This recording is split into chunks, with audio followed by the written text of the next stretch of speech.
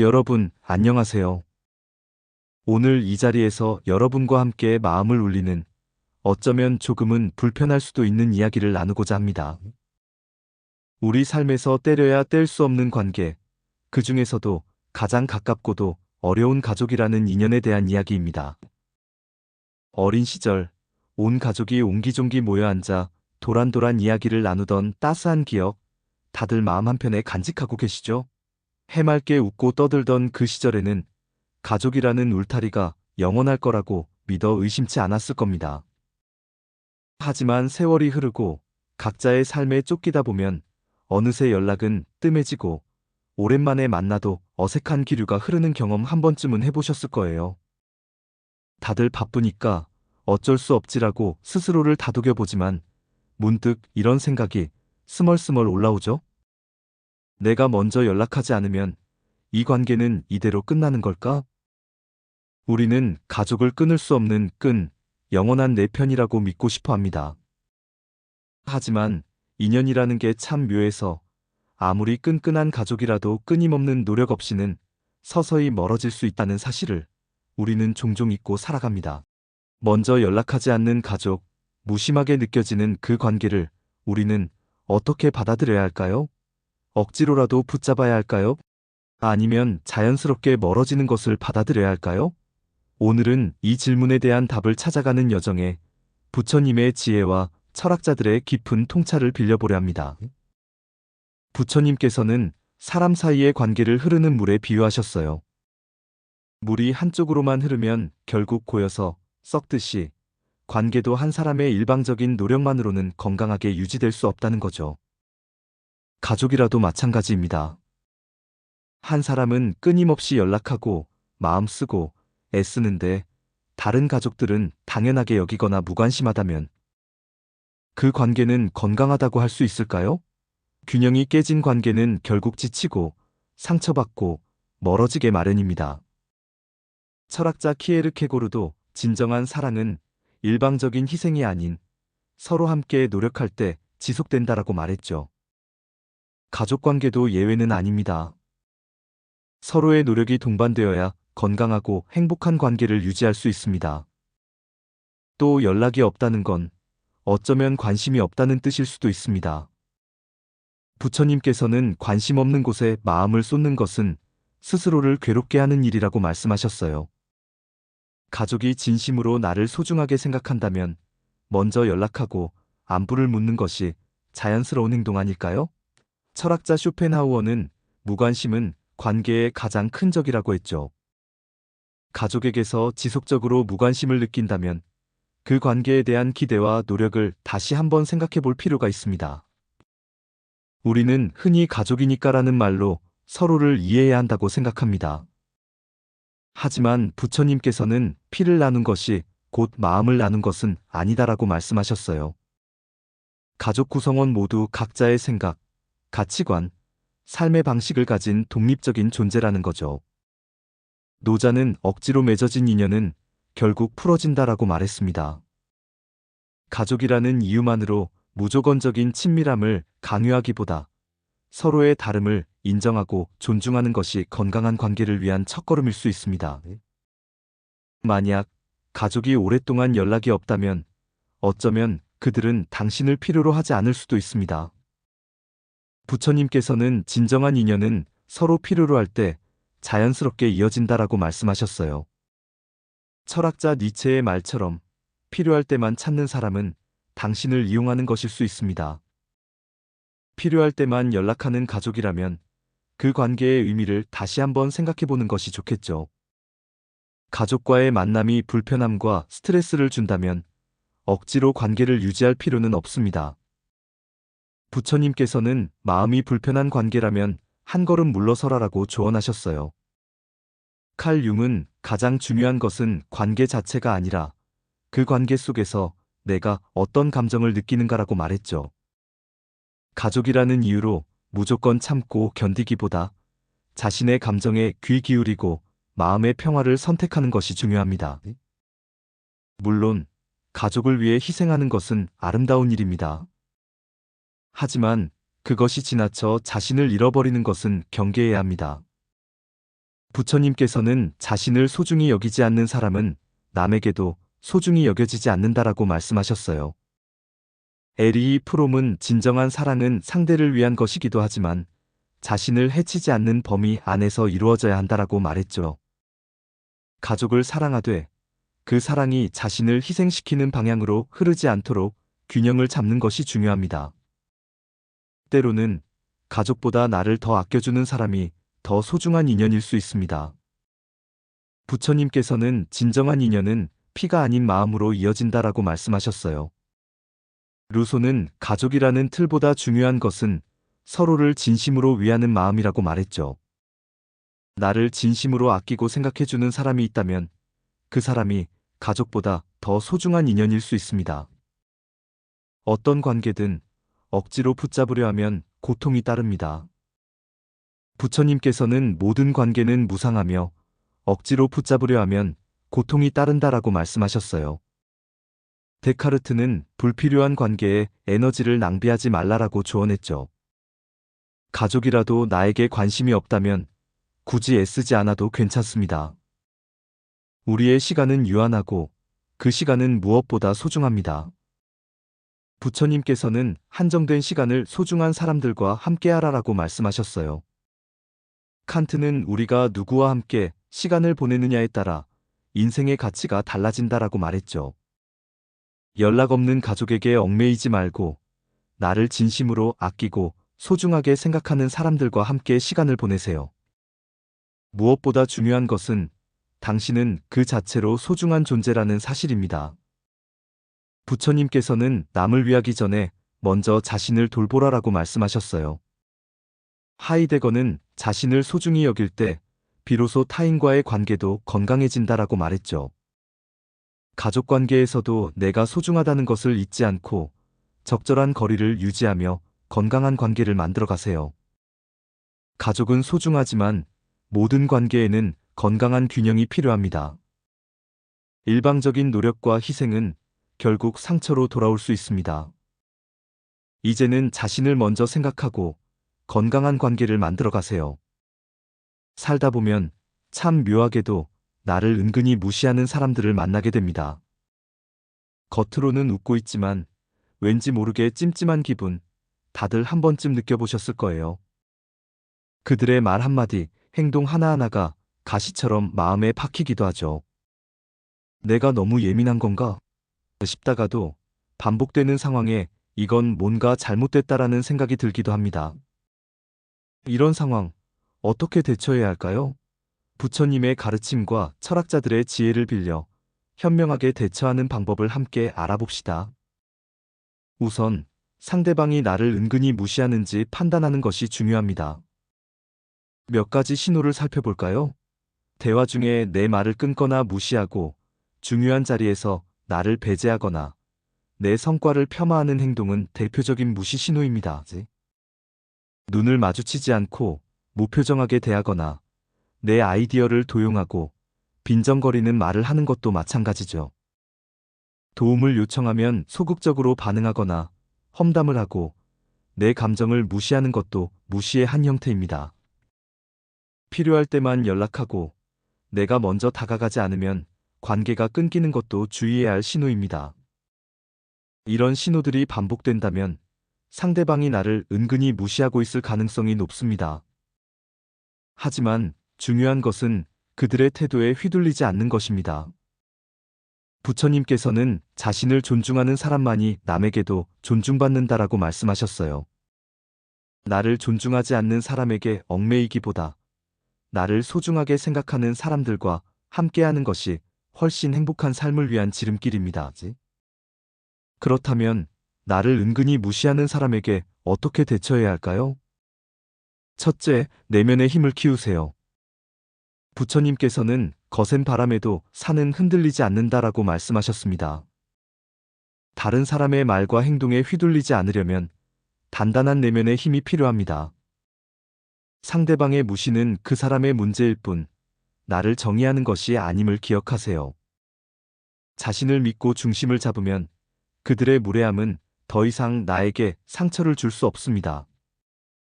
둘째, 때로는 침묵이 가장 강력한 무기입니다. 부처님께서는 어리석은 자와 말싸움을 하지 말라. 침묵이 곧 승리라고 말씀하셨어요. 무시하는 사람들은 종종 당신의 감정적인 반응을 유도하려 합니다. 하지만 침착하고 냉정하게 대응하면 그들은 오히려 당황하게 됩니다. 말로 이기려 하기보다 차분한 태도로 상대방을 무력화하세요. 셋째, 상대방의 무시에 가치를 두지 마세요. 노자는 개미가 코끼리를 무시한다고 해서 코끼리가 작아지는 것은 아니다라고 말했습니다. 누군가 나를 무시한다고 해서 내 가치가 떨어지는 것은 아닙니다. 중요한 것은 내가 나 자신을 어떻게 바라보느냐입니다. 타인의 평가에 휘둘리지 않고 자신의 가치를 스스로 인정하세요. 넷째, 유머를 활용하여 상황을 전환하세요. 쇼펜하우어는 진지한 사람은 쉽게 상처받지만 유머를 아는 사람은 세상을 이긴다라고 말했습니다. 상대방의 무시에 정색하며 대응하기보다 가볍게 웃으며 받아치는 것이 더 현명한 방법일 수 있습니다. 다섯째, 건강한 거리두기를 실천하세요. 부처님께서는 좋지 않은 인연은 멀리하는 것이 수행이라고 말씀하셨습니다.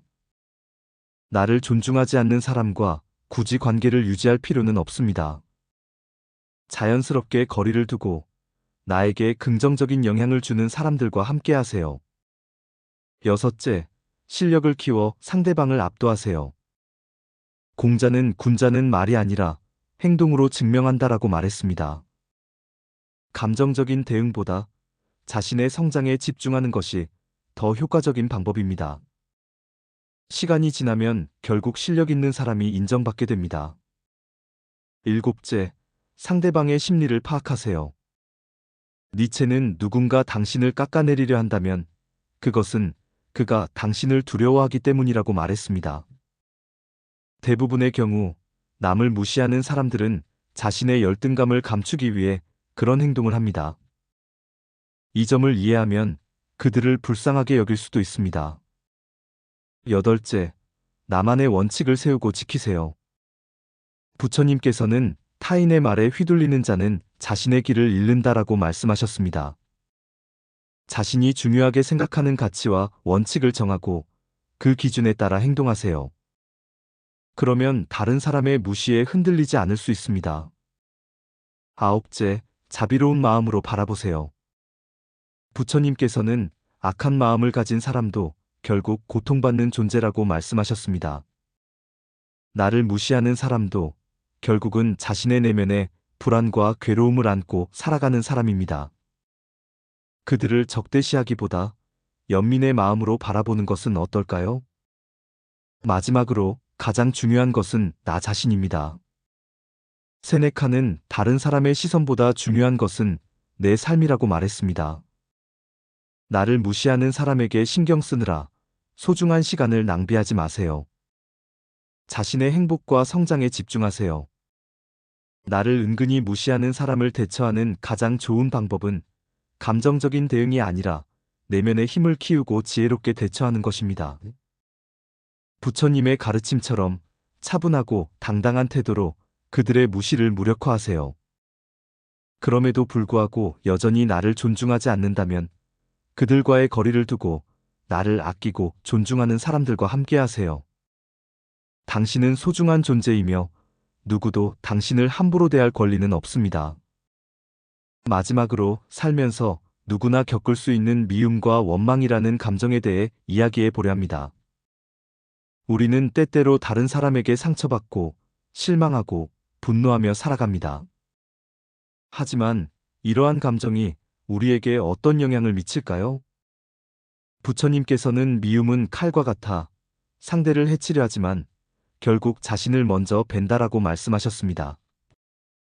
우리가 누군가를 미워하고 원망하는 순간 그 감정은 우리 마음속에서 독처럼 퍼져나가 우리를 괴롭게 만듭니다. 미움과 분노는 결국 자신을 병들게 하고 불행의 늪에 빠뜨립니다. 쇼펜하우어는 분노와 증오는 독과 같아서 그것을 품은 자를 먼저 해친다라고 말했죠. 미움을 품고 있는 한 고통받는 것은 결국 자신입니다. 세상은 끊임없이 변하고 사람도 변합니다. 부처님께서는 모든 인연은 잠시 스쳐 지나가는 바람과 같으니 집착하지 말라라고 말씀하셨어요. 오늘 나를 힘들게 한 사람이 내일은 나에게 도움을 줄 수도 있습니다. 노자는 변하지 않는 것은 없다. 강한 바람도 영원히 불지 않는다라고 말했죠. 미움에 얽매여 시간을 낭비하는 것은 어리석은 일입니다. 용서는 어쩌면 가장 어려운 일일지도 모릅니다. 하지만 부처님께서는 용서는 남을 위한 것이 아니라 자신을 위한 것이라고 말씀하셨어요. 용서는 상대방의 잘못을 덮어주는 것이 아니라 내 마음속의 미움과 분노를 내려놓는 것입니다. 그렇게 함으로써 우리는 과거의 상처로부터 자유로워지고 앞으로 나아갈 수 있습니다. 니체는 자유로운 영혼은 미움을 품지 않는다라고 말했죠. 미움은 또 다른 미움을 낳습니다. 부처님께서는 악을 악으로 갚으면 악순환은 끊이지 않는다라고 말씀하셨어요. 공자는 원수를 갚으려 하지 말고 스스로 더 나은 사람이 되라라고 말했죠. 미움에 휩싸이기보다 자신을 더 나은 방향으로 성장시키는 것이 현명한 선택입니다. 진정한 행복은 어디에서 올까요? 부처님께서는 참된 행복은 평온한 마음에서 비롯된다라고 말씀하셨습니다. 에픽테토스는 행복은 외부 조건이 아니라 내면의 평온에서 나온다라고 말했죠. 다른 사람을 미워하기보다 자신의 마음을 평화롭게 가꾸는 것이 더 중요합니다. 미움을 내려놓으면 삶이 가벼워집니다. 부처님께서는 미움은 무거운 짐과 같아 내려놓으면 그 길이 가벼워진다라고 말씀하셨어요. 마르쿠스 아우렐리우스는 당신을 괴롭히는 것은 사건 자체가 아니라 그 사건에 대한 당신의 해석이라고 말했죠. 미움을 선택하지 않는 순간 우리의 삶은 훨씬 더 편안해집니다. 미움을 버리면 더 좋은 인연이 찾아옵니다. 부처님께서는 좋은 인연은 맑은 마음에 깃든다라고 말씀하셨어요. 칸트는 마음이 맑은 사람에게는 좋은 인연이 찾아온다라고 말했죠. 좋은 인연을 원한다면 먼저 자신의 마음을 정화하는 것이 중요합니다. 살면서 누군가를 미워하거나 원망하는 마음이 들 수 있습니다. 하지만 그 감정에 휩싸여 살아갈 필요는 없습니다. 미움을 내려놓을 때 우리는 더 자유롭고 행복해질 수 있습니다. 오늘부터 미움을 내려놓고 평온한 마음으로 세상을 바라보세요. 당신의 삶이 훨씬 더 풍요롭고 아름다워질 것입니다. 부처님께서는 사람 사이의 관계를 흐르는 물에 비유하셨어요. 물이 한쪽으로만 흐르면 결국 고여서 썩듯이 관계도 한 사람의 일방적인 노력만으로는 건강하게 유지될 수 없다는 거죠. 가족이라도 마찬가지입니다. 한 사람은 끊임없이 연락하고 마음 쓰고 애쓰는데 다른 가족들은 당연하게 여기거나 무관심하다면 그 관계는 건강하다고 할 수 있을까요? 균형이 깨진 관계는 결국 지치고 상처받고 멀어지게 마련입니다. 철학자 키에르케고르도 진정한 사랑은 일방적인 희생이 아닌 서로 함께 노력할 때 지속된다라고 말했죠. 가족관계도 예외는 아닙니다. 서로의 노력이 동반되어야 건강하고 행복한 관계를 유지할 수 있습니다. 또 연락이 없다는 건 어쩌면 관심이 없다는 뜻일 수도 있습니다. 부처님께서는 관심 없는 곳에 마음을 쏟는 것은 스스로를 괴롭게 하는 일이라고 말씀하셨어요. 가족이 진심으로 나를 소중하게 생각한다면 먼저 연락하고 안부를 묻는 것이 자연스러운 행동 아닐까요? 철학자 쇼펜하우어는 무관심은 관계의 가장 큰 적이라고 했죠. 가족에게서 지속적으로 무관심을 느낀다면 그 관계에 대한 기대와 노력을 다시 한번 생각해 볼 필요가 있습니다. 우리는 흔히 가족이니까라는 말로 서로를 이해해야 한다고 생각합니다. 하지만 부처님께서는 피를 나눈 것이 곧 마음을 나눈 것은 아니다라고 말씀하셨어요. 가족 구성원 모두 각자의 생각, 가치관, 삶의 방식을 가진 독립적인 존재라는 거죠. 노자는 억지로 맺어진 인연은 결국 풀어진다라고 말했습니다. 가족이라는 이유만으로 무조건적인 친밀함을 강요하기보다 서로의 다름을 인정하고 존중하는 것이 건강한 관계를 위한 첫걸음일 수 있습니다. 만약 가족이 오랫동안 연락이 없다면 어쩌면 그들은 당신을 필요로 하지 않을 수도 있습니다. 부처님께서는 진정한 인연은 서로 필요로 할 때 자연스럽게 이어진다라고 말씀하셨어요. 철학자 니체의 말처럼 필요할 때만 찾는 사람은 당신을 이용하는 것일 수 있습니다. 필요할 때만 연락하는 가족이라면 그 관계의 의미를 다시 한번 생각해 보는 것이 좋겠죠. 가족과의 만남이 불편함과 스트레스를 준다면 억지로 관계를 유지할 필요는 없습니다. 부처님께서는 마음이 불편한 관계라면 한 걸음 물러서라라고 조언하셨어요. 칼 융은 가장 중요한 것은 관계 자체가 아니라 그 관계 속에서 내가 어떤 감정을 느끼는가라고 말했죠. 가족이라는 이유로 무조건 참고 견디기보다 자신의 감정에 귀 기울이고 마음의 평화를 선택하는 것이 중요합니다. 물론 가족을 위해 희생하는 것은 아름다운 일입니다. 하지만 그것이 지나쳐 자신을 잃어버리는 것은 경계해야 합니다. 부처님께서는 자신을 소중히 여기지 않는 사람은 남에게도 소중히 여겨지지 않는다라고 말씀하셨어요. 에리히 프롬은 진정한 사랑은 상대를 위한 것이기도 하지만 자신을 해치지 않는 범위 안에서 이루어져야 한다라고 말했죠. 가족을 사랑하되 그 사랑이 자신을 희생시키는 방향으로 흐르지 않도록 균형을 잡는 것이 중요합니다. 때로는 가족보다 나를 더 아껴주는 사람이 더 소중한 인연일 수 있습니다. 부처님께서는 진정한 인연은 피가 아닌 마음으로 이어진다라고 말씀하셨어요. 루소는 가족이라는 틀보다 중요한 것은 서로를 진심으로 위하는 마음이라고 말했죠. 나를 진심으로 아끼고 생각해주는 사람이 있다면 그 사람이 가족보다 더 소중한 인연일 수 있습니다. 어떤 관계든 억지로 붙잡으려 하면 고통이 따릅니다.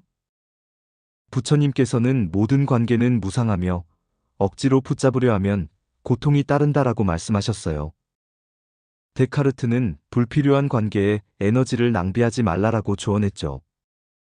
가족이라도 나에게 관심이 없다면 굳이 애쓰지 않아도 괜찮습니다. 우리의 시간은 유한하고 그 시간은 무엇보다 소중합니다. 부처님께서는 한정된 시간을 소중한 사람들과 함께하라라고 말씀하셨어요. 칸트는 우리가 누구와 함께 시간을 보내느냐에 따라 인생의 가치가 달라진다라고 말했죠. 연락 없는 가족에게 얽매이지 말고 나를 진심으로 아끼고 소중하게 생각하는 사람들과 함께 시간을 보내세요. 무엇보다 중요한 것은 당신은 그 자체로 소중한 존재라는 사실입니다. 부처님께서는 남을 위하기 전에 먼저 자신을 돌보라라고 말씀하셨어요. 하이데거는 자신을 소중히 여길 때 비로소 타인과의 관계도 건강해진다라고 말했죠. 가족 관계에서도 내가 소중하다는 것을 잊지 않고 적절한 거리를 유지하며 건강한 관계를 만들어 가세요. 가족은 소중하지만 모든 관계에는 건강한 균형이 필요합니다. 일방적인 노력과 희생은 결국 상처로 돌아올 수 있습니다. 이제는 자신을 먼저 생각하고 건강한 관계를 만들어 가세요. 살다 보면 참 묘하게도 나를 은근히 무시하는 사람들을 만나게 됩니다. 겉으로는 웃고 있지만 왠지 모르게 찜찜한 기분, 다들 한 번쯤 느껴보셨을 거예요. 그들의 말 한마디, 행동 하나하나가 가시처럼 마음에 박히기도 하죠. 내가 너무 예민한 건가 싶다가도 반복되는 상황에 이건 뭔가 잘못됐다라는 생각이 들기도 합니다. 이런 상황, 어떻게 대처해야 할까요? 부처님의 가르침과 철학자들의 지혜를 빌려 현명하게 대처하는 방법을 함께 알아봅시다. 우선 상대방이 나를 은근히 무시하는지 판단하는 것이 중요합니다. 몇 가지 신호를 살펴볼까요? 대화 중에 내 말을 끊거나 무시하고 중요한 자리에서 나를 배제하거나 내 성과를 폄하하는 행동은 대표적인 무시 신호입니다. 눈을 마주치지 않고 무표정하게 대하거나 내 아이디어를 도용하고 빈정거리는 말을 하는 것도 마찬가지죠. 도움을 요청하면 소극적으로 반응하거나 험담을 하고 내 감정을 무시하는 것도 무시의 한 형태입니다. 필요할 때만 연락하고 내가 먼저 다가가지 않으면 관계가 끊기는 것도 주의해야 할 신호입니다. 이런 신호들이 반복된다면 상대방이 나를 은근히 무시하고 있을 가능성이 높습니다. 하지만 중요한 것은 그들의 태도에 휘둘리지 않는 것입니다. 부처님께서는 자신을 존중하는 사람만이 남에게도 존중받는다라고 말씀하셨어요. 나를 존중하지 않는 사람에게 얽매이기보다 나를 소중하게 생각하는 사람들과 함께하는 것이 훨씬 행복한 삶을 위한 지름길입니다. 그렇다면 나를 은근히 무시하는 사람에게 어떻게 대처해야 할까요? 첫째, 내면의 힘을 키우세요. 부처님께서는 거센 바람에도 산은 흔들리지 않는다라고 말씀하셨습니다. 다른 사람의 말과 행동에 휘둘리지 않으려면 단단한 내면의 힘이 필요합니다. 상대방의 무시는 그 사람의 문제일 뿐 나를 정의하는 것이 아님을 기억하세요. 자신을 믿고 중심을 잡으면 그들의 무례함은 더 이상 나에게 상처를 줄 수 없습니다. 둘째, 때로는 침묵이 가장 강력한 무기입니다. 부처님께서는 어리석은 자와 말싸움을 하지 말라. 침묵이 곧 승리라고 말씀하셨어요. 무시하는 사람들은 종종 당신의 감정적인 반응을 유도하려 합니다. 하지만 침착하고 냉정하게 대응하면 그들은 오히려 당황하게 됩니다. 말로 이기려 하기보다 차분한 태도로 상대방을 무력화하세요. 셋째, 상대방의 무시에 가치를 두지 마세요. 노자는 개미가 코끼리를 무시한다고 해서 코끼리가 작아지는 것은 아니다라고 말했습니다. 누군가 나를 무시한다고 해서 내 가치가 떨어지는 것은 아닙니다. 중요한 것은 내가 나 자신을 어떻게 바라보느냐입니다. 타인의 평가에 휘둘리지 않고 자신의 가치를 스스로 인정하세요. 넷째, 유머를 활용하여 상황을 전환하세요. 쇼펜하우어는 진지한 사람은 쉽게 상처받지만 유머를 아는 사람은 세상을 이긴다라고 말했습니다. 상대방의 무시에 정색하며 대응하기보다 가볍게 웃으며 받아치는 것이 더 현명한 방법일 수 있습니다. 다섯째, 건강한 거리두기를 실천하세요. 부처님께서는 좋지 않은 인연은 멀리하는 것이 수행이라고 말씀하셨습니다. 나를 존중하지 않는 사람과 굳이 관계를 유지할 필요는 없습니다.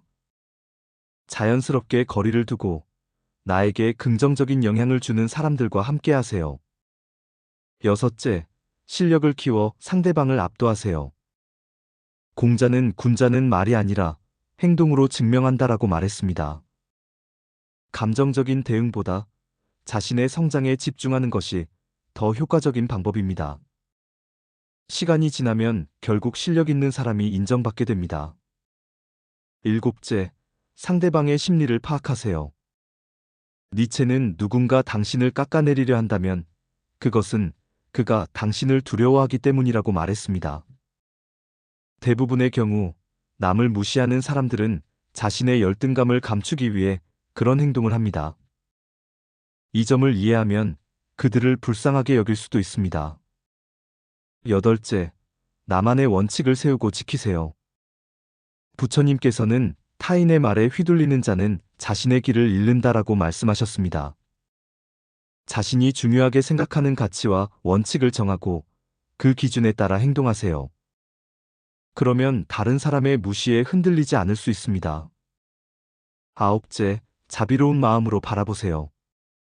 부처님께서는 악한 마음을 가진 사람도 결국 고통받는 존재라고 말씀하셨습니다.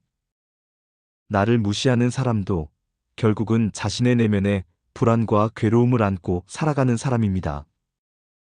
그들을 적대시하기보다 연민의 마음으로 바라보는 것은 어떨까요? 마지막으로 가장 중요한 것은 나 자신입니다. 세네카는 다른 사람의 시선보다 중요한 것은 내 삶이라고 말했습니다. 나를 무시하는 사람에게 신경 쓰느라 소중한 시간을 낭비하지 마세요. 자신의 행복과 성장에 집중하세요. 나를 은근히 무시하는 사람을 대처하는 가장 좋은 방법은 감정적인 대응이 아니라 내면의 힘을 키우고 지혜롭게 대처하는 것입니다. 부처님의 가르침처럼 차분하고 당당한 태도로 그들의 무시를 무력화하세요. 그럼에도 불구하고 여전히 나를 존중하지 않는다면 그들과의 거리를 두고 나를 아끼고 존중하는 사람들과 함께하세요. 당신은 소중한 존재이며 누구도 당신을 함부로 대할 권리는 없습니다. 마지막으로 살면서 누구나 겪을 수 있는 미움과 원망이라는 감정에 대해 이야기해 보려 합니다. 우리는 때때로 다른 사람에게 상처받고 실망하고 분노하며 살아갑니다. 하지만 이러한 감정이 우리에게 어떤 영향을 미칠까요? 부처님께서는 미움은 칼과 같아 상대를 해치려 하지만 결국 자신을 먼저 벤다라고 말씀하셨습니다. 우리가 누군가를 미워하고 원망하는 순간 그 감정은 우리 마음속에서 독처럼 퍼져나가 우리를 괴롭게 만듭니다. 미움과 분노는 결국 자신을 병들게 하고 불행의 늪에 빠뜨립니다. 쇼펜하우어는 분노와 증오는 독과 같아서 그것을 품은 자를 먼저 해친다라고 말했죠. 미움을 품고 있는 한 고통받는 것은 결국 자신입니다. 세상은 끊임없이 변하고 사람도 변합니다. 부처님께서는 모든 인연은 잠시 스쳐 지나가는 바람과 같으니 집착하지 말라라고 말씀하셨어요. 오늘 나를 힘들게 한 사람이 내일은 나에게 도움을 줄 수도 있습니다. 노자는 변하지 않는 것은 없다. 강한 바람도 영원히 불지 않는다라고 말했죠. 미움에 얽매여 시간을 낭비하는 것은 어리석은 일입니다. 용서는 어쩌면 가장 어려운 일일지도 모릅니다. 하지만 부처님께서는 용서는 남을 위한 것이 아니라 자신을 위한 것이라고 말씀하셨어요. 용서는 상대방의 잘못을 덮어주는 것이 아니라 내 마음속의 미움과 분노를 내려놓는 것입니다. 그렇게 함으로써 우리는 과거의 상처로부터 자유로워지고 앞으로 나아갈 수 있습니다. 니체는 자유로운 영혼은 미움을 품지 않는다라고 말했죠. 미움은 또 다른 미움을 낳습니다. 부처님께서는 악을 악으로 갚으면 악순환은 끊이지 않는다라고 말씀하셨어요. 공자는 원수를 갚으려 하지 말고 스스로 더 나은 사람이 되라라고 말했죠. 미움에 휩싸이기보다 자신을 더 나은 방향으로 성장시키는 것이 현명한 선택입니다. 진정한 행복은 어디에서 올까요? 부처님께서는 참된 행복은 평온한 마음에서 비롯된다라고 말씀하셨습니다. 에픽테토스는 행복은 외부 조건이 아니라 내면의 평온에서 나온다라고 말했죠. 다른 사람을 미워하기보다 자신의 마음을 평화롭게 가꾸는 것이 더 중요합니다. 미움을 내려놓으면 삶이 가벼워집니다. 부처님께서는 미움은 무거운 짐과 같아 내려놓으면 그 길이 가벼워진다라고 말씀하셨어요. 마르쿠스 아우렐리우스는 당신을 괴롭히는 것은 사건 자체가 아니라 그 사건에 대한 당신의 해석이라고 말했죠. 미움을 선택하지 않는 순간 우리의 삶은 훨씬 더 편안해집니다. 미움을 버리면 더 좋은 인연이 찾아옵니다. 부처님께서는 좋은 인연은 맑은 마음에 깃든다라고 말씀하셨어요. 칸트는 마음이 맑은 사람에게는 좋은 인연이 찾아온다라고 말했죠. 좋은 인연을 원한다면 먼저 자신의 마음을 정화하는 것이 중요합니다. 살면서 누군가를 미워하거나 원망하는 마음이 들 수 있습니다. 하지만 그 감정에 휩싸여 살아갈 필요는 없습니다. 미움을 내려놓을 때 우리는 더 자유롭고 행복해질 수 있습니다. 오늘부터 미움을 내려놓고 평온한 마음으로 세상을 바라보세요. 당신의 삶이 훨씬 더 풍요롭고 아름다워질 것입니다. 여러분, 안녕하세요.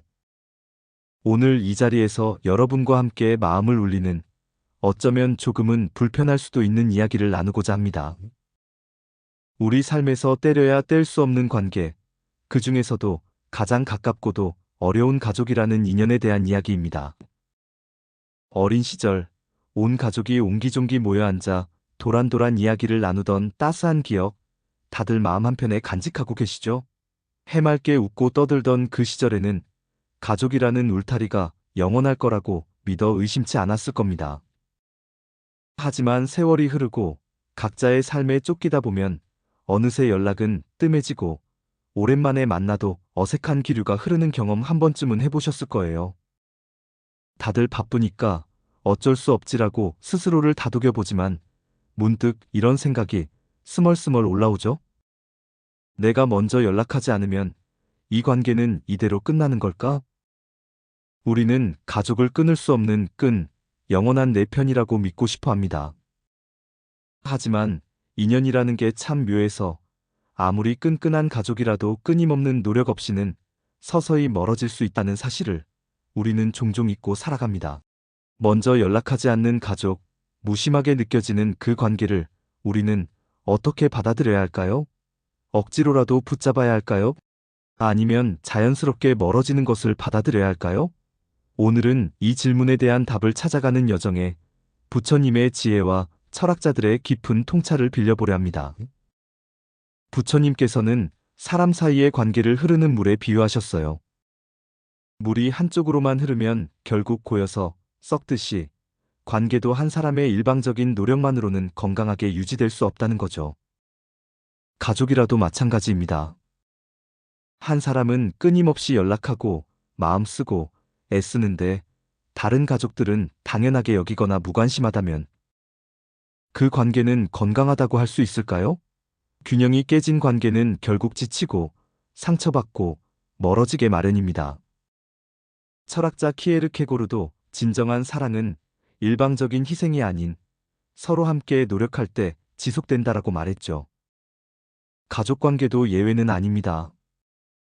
서로의 노력이 동반되어야 건강하고 행복한 관계를 유지할 수 있습니다. 또 연락이 없다는 건 어쩌면 관심이 없다는 뜻일 수도 있습니다. 부처님께서는 관심 없는 곳에 마음을 쏟는 것은 스스로를 괴롭게 하는 일이라고 말씀하셨어요. 가족이 진심으로 나를 소중하게 생각한다면 먼저 연락하고 안부를 묻는 것이 자연스러운 행동 아닐까요? 철학자 쇼펜하우어는 무관심은 관계의 가장 큰 적이라고 했죠. 가족에게서 지속적으로 무관심을 느낀다면 그 관계에 대한 기대와 노력을 다시 한번 생각해 볼 필요가 있습니다. 우리는 흔히 가족이니까라는 말로 서로를 이해해야 한다고 생각합니다. 하지만 부처님께서는 피를 나눈 것이 곧 마음을 나눈 것은 아니다라고 말씀하셨어요. 가족 구성원 모두 각자의 생각, 가치관, 삶의 방식을 가진 독립적인 존재라는 거죠. 노자는 억지로 맺어진 인연은 결국 풀어진다라고 말했습니다. 가족이라는 이유만으로 무조건적인 친밀함을 강요하기보다 서로의 다름을 인정하고 존중하는 것이 건강한 관계를 위한 첫걸음일 수 있습니다. 만약 가족이 오랫동안 연락이 없다면 어쩌면 그들은 당신을 필요로 하지 않을 수도 있습니다. 부처님께서는 진정한 인연은 서로 필요로 할 때 자연스럽게 이어진다라고 말씀하셨어요. 철학자 니체의 말처럼 필요할 때만 찾는 사람은 당신을 이용하는 것일 수 있습니다. 필요할 때만 연락하는 가족이라면 그 관계의 의미를 다시 한번 생각해 보는 것이 좋겠죠. 가족과의 만남이 불편함과 스트레스를 준다면 억지로 관계를 유지할 필요는 없습니다. 부처님께서는 마음이 불편한 관계라면 한 걸음 물러서라라고 조언하셨어요. 칼 융은 가장 중요한 것은 관계 자체가 아니라 그 관계 속에서 내가 어떤 감정을 느끼는가라고 말했죠. 가족이라는 이유로 무조건 참고 견디기보다 자신의 감정에 귀 기울이고 마음의 평화를 선택하는 것이 중요합니다. 물론 가족을 위해 희생하는 것은 아름다운 일입니다. 하지만 그것이 지나쳐 자신을 잃어버리는 것은 경계해야 합니다. 부처님께서는 자신을 소중히 여기지 않는 사람은 남에게도 소중히 여겨지지 않는다라고 말씀하셨어요.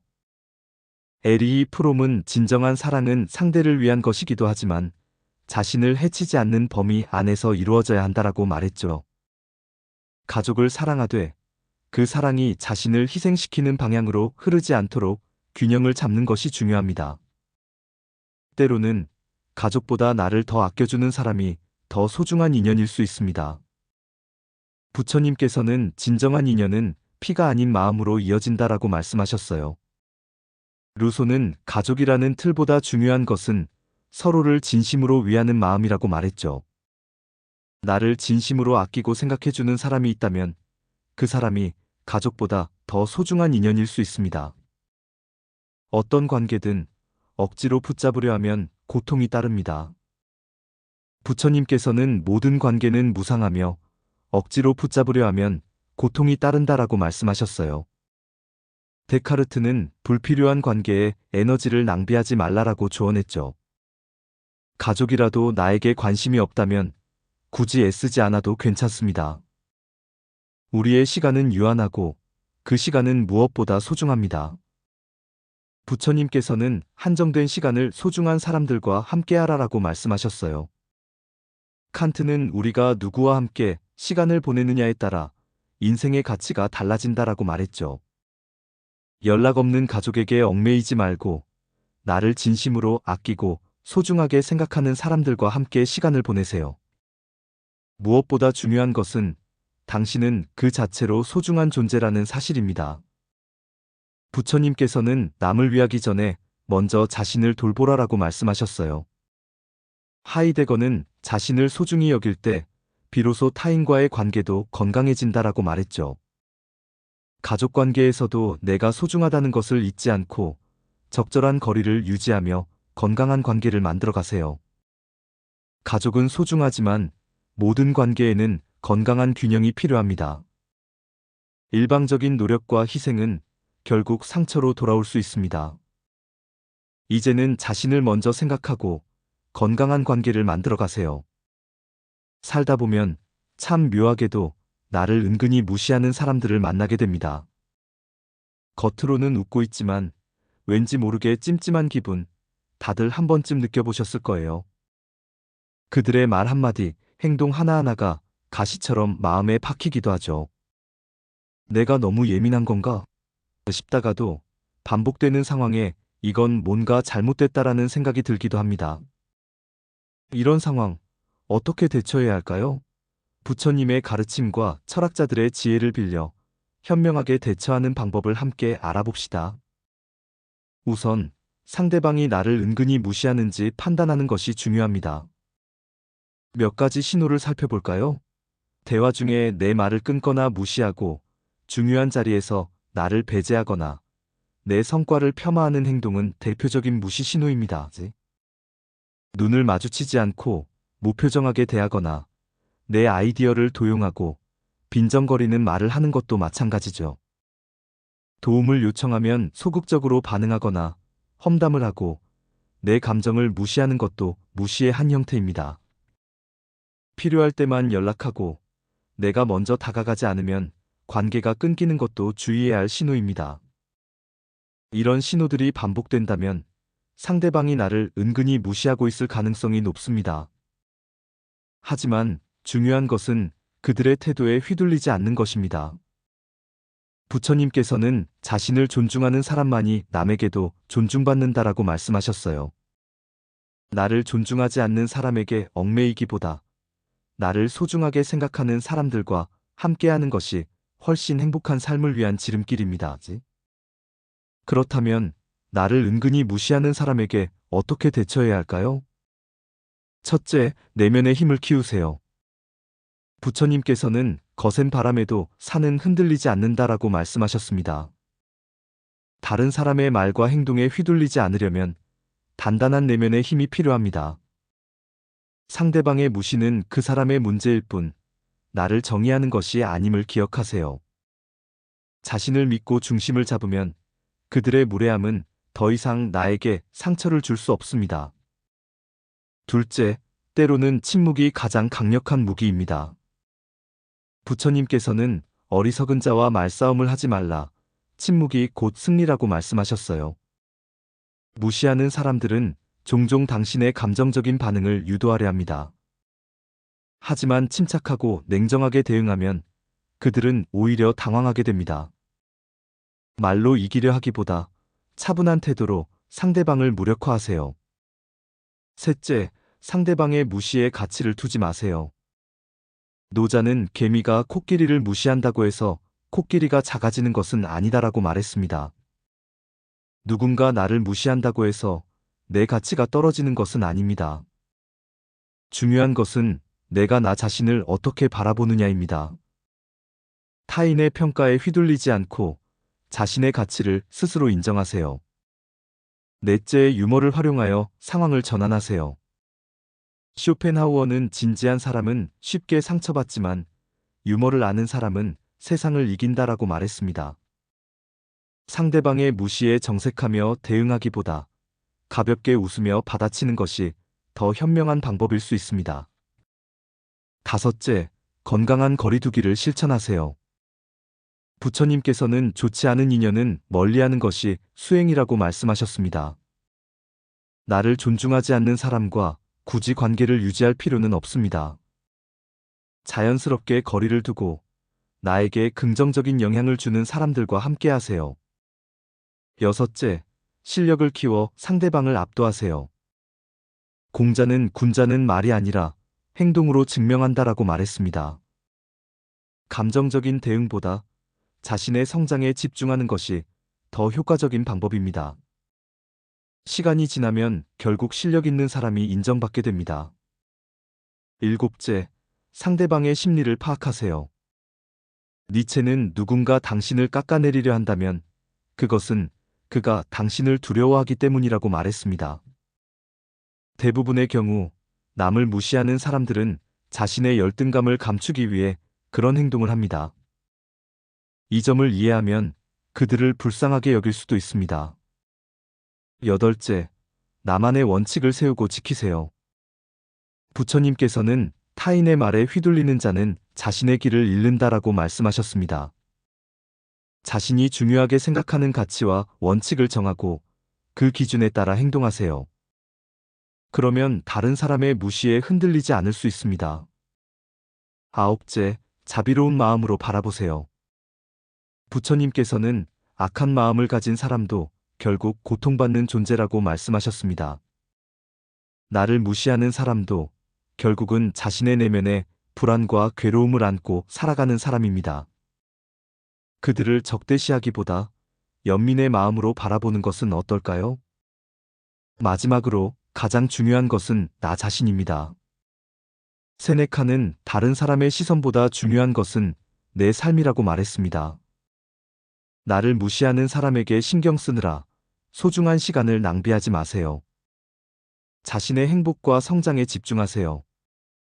나를 은근히 무시하는 사람을 대처하는 가장 좋은 방법은 감정적인 대응이 아니라 내면의 힘을 키우고 지혜롭게 대처하는 것입니다. 부처님의 가르침처럼 차분하고 당당한 태도로 그들의 무시를 무력화하세요. 그럼에도 불구하고 여전히 나를 존중하지 않는다면 그들과의 거리를 두고 나를 아끼고 존중하는 사람들과 함께하세요. 당신은 소중한 존재이며 누구도 당신을 함부로 대할 권리는 없습니다. 마지막으로 살면서 누구나 겪을 수 있는 미움과 원망이라는 감정에 대해 이야기해 보려 합니다. 우리는 때때로 다른 사람에게 상처받고 실망하고 분노하며 살아갑니다. 하지만 이러한 감정이 우리에게 어떤 영향을 미칠까요? 부처님께서는 미움은 칼과 같아 상대를 해치려 하지만 결국 자신을 먼저 벤다라고 말씀하셨습니다. 우리가 누군가를 미워하고 원망하는 순간 그 감정은 우리 마음속에서 독처럼 퍼져나가 우리를 괴롭게 만듭니다. 미움과 분노는 결국 자신을 병들게 하고 불행의 늪에 빠뜨립니다. 쇼펜하우어는 분노와 증오는 독과 같아서 그것을 품은 자를 먼저 해친다라고 말했죠. 미움을 품고 있는 한 고통받는 것은 결국 자신입니다. 세상은 끊임없이 변하고 사람도 변합니다. 부처님께서는 모든 인연은 잠시 스쳐 지나가는 바람과 같으니 집착하지 말라라고 말씀하셨어요. 오늘 나를 힘들게 한 사람이 내일은 나에게 도움을 줄 수도 있습니다. 노자는 변하지 않는 것은 없다. 강한 바람도 영원히 불지 않는다라고 말했죠. 미움에 얽매여 시간을 낭비하는 것은 어리석은 일입니다. 용서는 어쩌면 가장 어려운 일일지도 모릅니다. 하지만 부처님께서는 용서는 남을 위한 것이 아니라 자신을 위한 것이라고 말씀하셨어요. 용서는 상대방의 잘못을 덮어주는 것이 아니라 내 마음속의 미움과 분노를 내려놓는 것입니다. 그렇게 함으로써 우리는 과거의 상처로부터 자유로워지고 앞으로 나아갈 수 있습니다. 니체는 자유로운 영혼은 미움을 품지 않는다라고 말했죠. 미움은 또 다른 미움을 낳습니다. 부처님께서는 악을 악으로 갚으면 악순환은 끊이지 않는다라고 말씀하셨어요. 공자는 원수를 갚으려 하지 말고 스스로 더 나은 사람이 되라라고 말했죠. 미움에 휩싸이기보다 자신을 더 나은 방향으로 성장시키는 것이 현명한 선택입니다. 진정한 행복은 어디에서 올까요?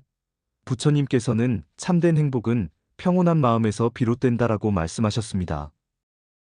에픽테토스는 행복은 외부 조건이 아니라 내면의 평온에서 나온다라고 말했죠.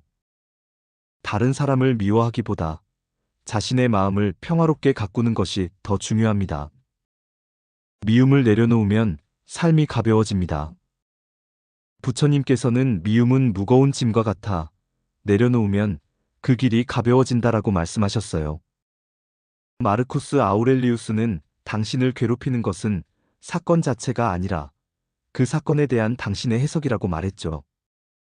미움을 선택하지 않는 순간 우리의 삶은 훨씬 더 편안해집니다. 미움을 버리면 더 좋은 인연이 찾아옵니다. 부처님께서는 좋은 인연은 맑은 마음에 깃든다라고 말씀하셨어요. 칸트는 마음이 맑은 사람에게는 좋은 인연이 찾아온다라고 말했죠. 좋은 인연을 원한다면 먼저 자신의 마음을 정화하는 것이 중요합니다. 살면서 누군가를 미워하거나 원망하는 마음이 들 수 있습니다. 하지만 그 감정에 휩싸여 살아갈 필요는 없습니다. 미움을 내려놓을 때 우리는 더 자유롭고 행복해질 수 있습니다. 오늘부터 미움을 내려놓고 평온한 마음으로 세상을 바라보세요. 당신의 삶이 훨씬 더 풍요롭고 아름다워질 것입니다.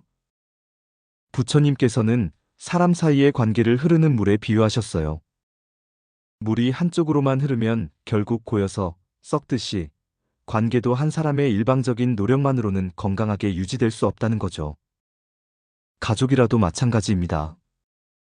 한 사람은 끊임없이 연락하고 마음 쓰고 애쓰는데 다른 가족들은 당연하게 여기거나 무관심하다면 그 관계는 건강하다고 할 수 있을까요? 균형이 깨진 관계는 결국 지치고 상처받고 멀어지게 마련입니다.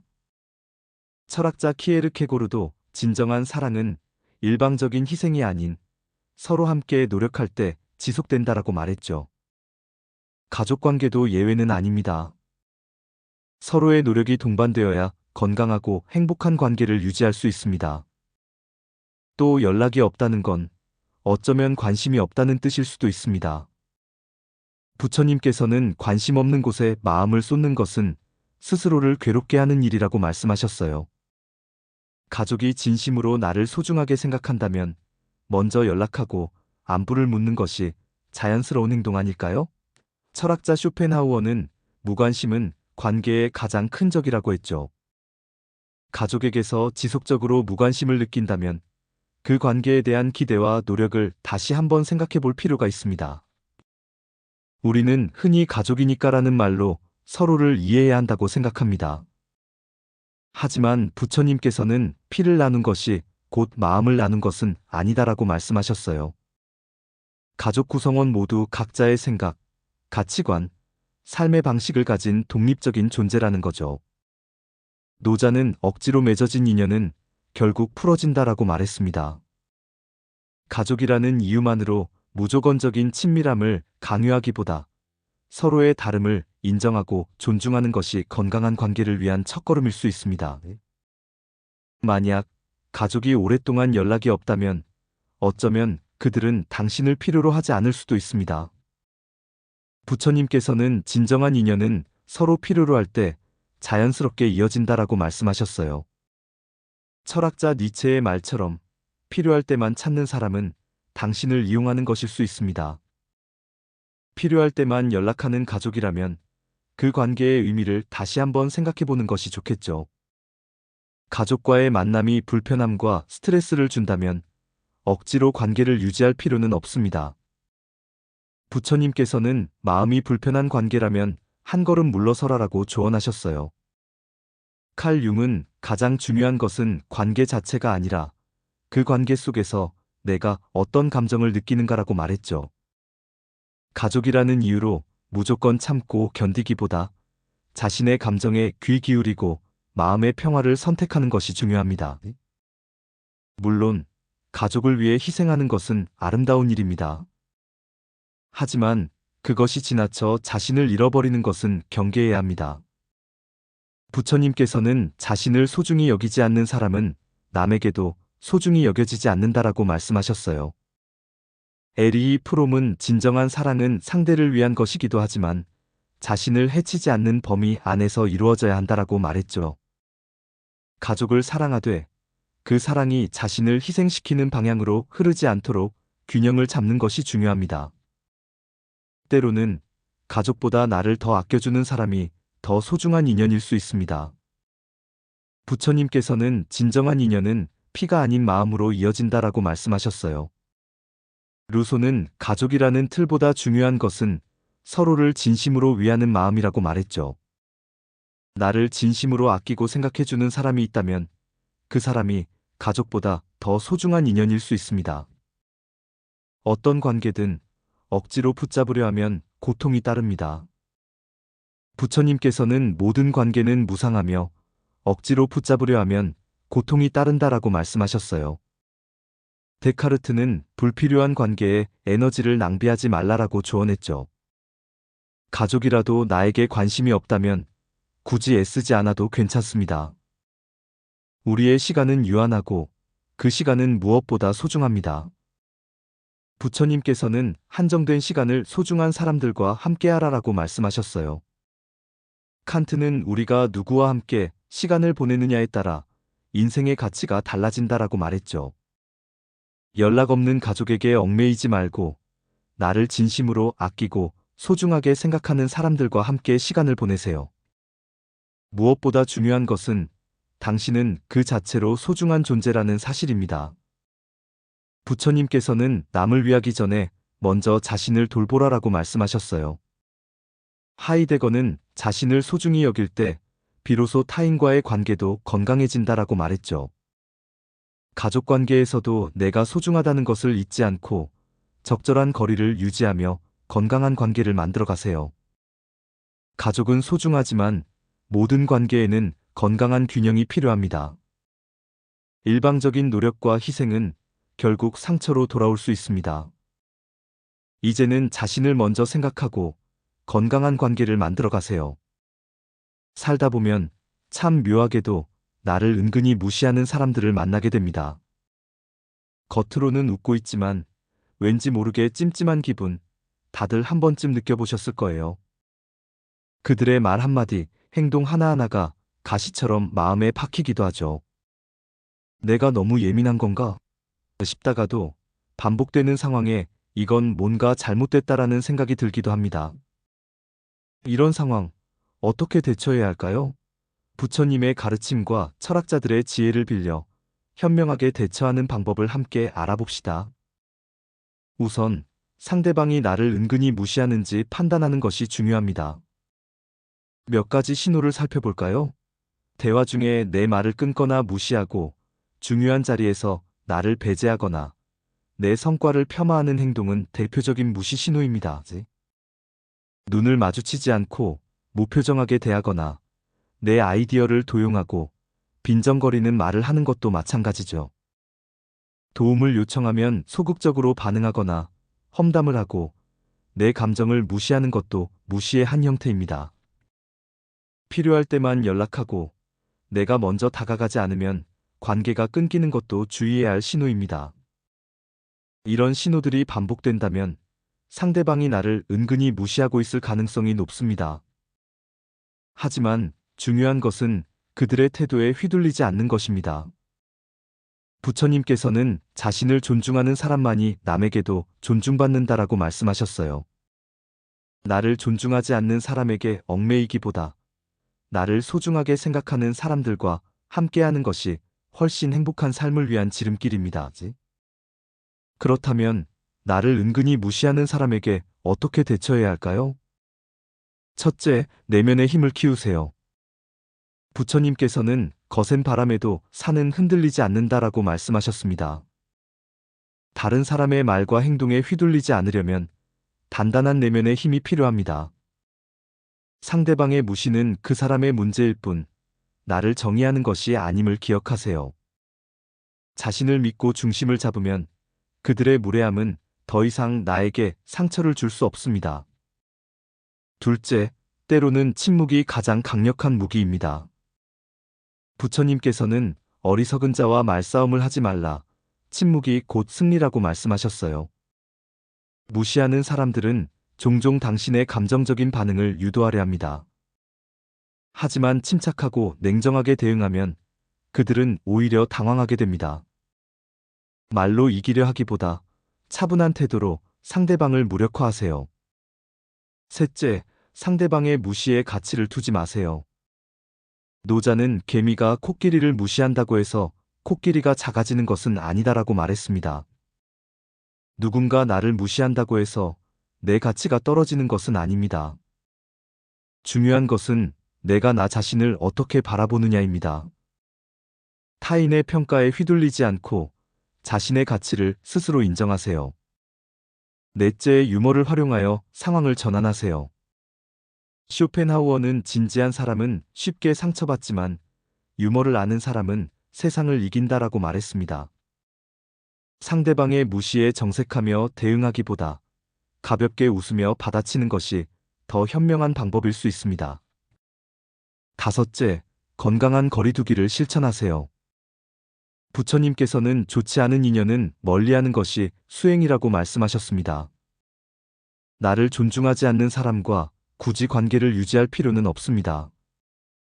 자연스럽게 거리를 두고 나에게 긍정적인 영향을 주는 사람들과 함께하세요. 여섯째, 실력을 키워 상대방을 압도하세요. 공자는 군자는 말이 아니라 행동으로 증명한다라고 말했습니다. 감정적인 대응보다 자신의 성장에 집중하는 것이 더 효과적인 방법입니다. 시간이 지나면 결국 실력 있는 사람이 인정받게 됩니다. 일곱째, 상대방의 심리를 파악하세요. 니체는 누군가 당신을 깎아내리려 한다면 그것은 그가 당신을 두려워하기 때문이라고 말했습니다.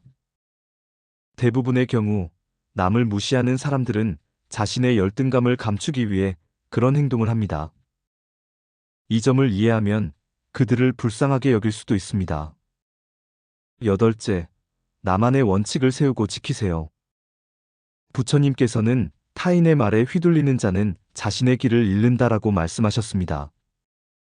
자신이 중요하게 생각하는 가치와 원칙을 정하고 그 기준에 따라 행동하세요. 그러면 다른 사람의 무시에 흔들리지 않을 수 있습니다. 아홉째, 자비로운 마음으로 바라보세요.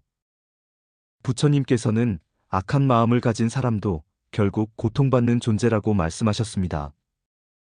나를 무시하는 사람도 결국은 자신의 내면에 불안과 괴로움을 안고 살아가는 사람입니다. 그들을 적대시하기보다 연민의 마음으로 바라보는 것은 어떨까요? 마지막으로 가장 중요한 것은 나 자신입니다. 세네카는 다른 사람의 시선보다 중요한 것은 내 삶이라고 말했습니다. 나를 무시하는 사람에게 신경 쓰느라 소중한 시간을 낭비하지 마세요. 자신의 행복과 성장에 집중하세요. 나를 은근히 무시하는 사람을 대처하는 가장 좋은 방법은 감정적인 대응이 아니라 내면의 힘을 키우고 지혜롭게 대처하는 것입니다. 부처님의 가르침처럼 차분하고 당당한 태도로 그들의 무시를 무력화하세요. 그럼에도 불구하고 여전히 나를 존중하지 않는다면 그들과의 거리를 두고 나를 아끼고 존중하는 사람들과 함께하세요.